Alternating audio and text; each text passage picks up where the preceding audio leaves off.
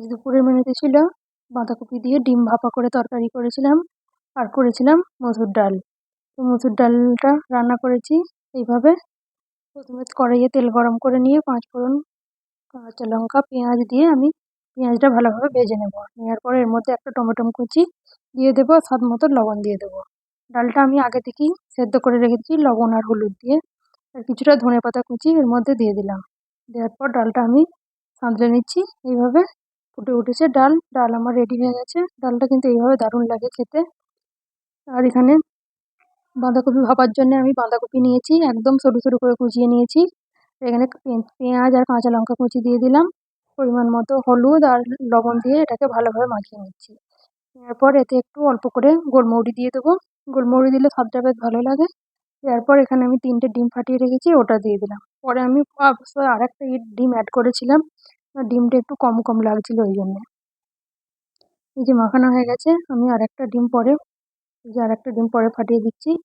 দেওয়ার পর এটাকে ভালোভাবে মিক্স করে নেব। নিয়ে আমি কড়াই আগে থেকেই জলটা বসিয়ে রেখেছি। আর তার আগে আমি এখানে নিয়ে নেব একটা থালা নিয়েছি। থালার মধ্যে আমি কিছুটা তেল দিয়ে ভালোভাবে মাখিয়ে নেব, যাতে ওটা এর মধ্যে দিলে ওটা নিচে লেগে না যায় ভালোভাবে। এবার এটা দিয়ে ভালোভাবে থালার মধ্যে চাড়িয়ে নেব। হয়ে গেছে, চাড়িয়ে নিচ্ছি এটা আমি। এদিকে জল ফুটে উঠেছে, জলের মধ্যে একটা এইরকম গোল রিং দিয়ে দিয়েছি, দিয়ে ওর মধ্যে থালাটা দিয়ে ঢাকা দিয়ে দেবো। এটা 15 মিনিট লাগবে, লাগা হয়ে যাবে। ততক্ষণ আমি এদিকে একটা মশলা বানিয়ে নিচ্ছি। এখানে 2 চামচ মতো, বড় চামচে 2 চামচ দই নিয়েছি, 1 চামচ ধনে গুঁড়ো, লঙ্কা, হলুদ দিয়ে এটাকে আমি অল্প একটু জল দিয়ে ভালোভাবে মিক্স করে রেখে দেবো সাইডে। এইভাবে বাঁধাকপি যারা না খায় এইভাবেও বাচ্চাদেরকে খাওয়ানো যায়। আর কিছুটা ধনেপাতা কুচিয়ে রাখছি আমি এখানে। আমার ছেলেরা বাঁধাকপি খেতে চায় না, কিন্তু এইভাবে রান্না করে দিলে বাঁধাকপিটাও খেয়ে নেয় আর ডিমটাও থেকে যায় এর মধ্যে। এই যে হয়ে গেছে, এটা আমি দেখে নিলাম একটা ছুরি দিয়ে।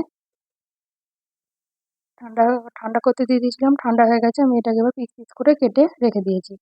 আর এখানে কড়াইয়ে তেল গরম করে কিছুটা গরম মশলা আর পেঁয়াজ কুচি, একটা বড় সাইজের পেঁয়াজ দিয়ে ভালোভাবে আমি পেঁয়াজটাকে ভেজে নেব লাল লাল করে। এই যে পেঁয়াজটা আমার ভাজা হয়ে গেছে, এর মধ্যে আমি একটা বড় টমেটো গ্রেট করে রেখেছি, টমেটোটা দিয়ে দিলাম।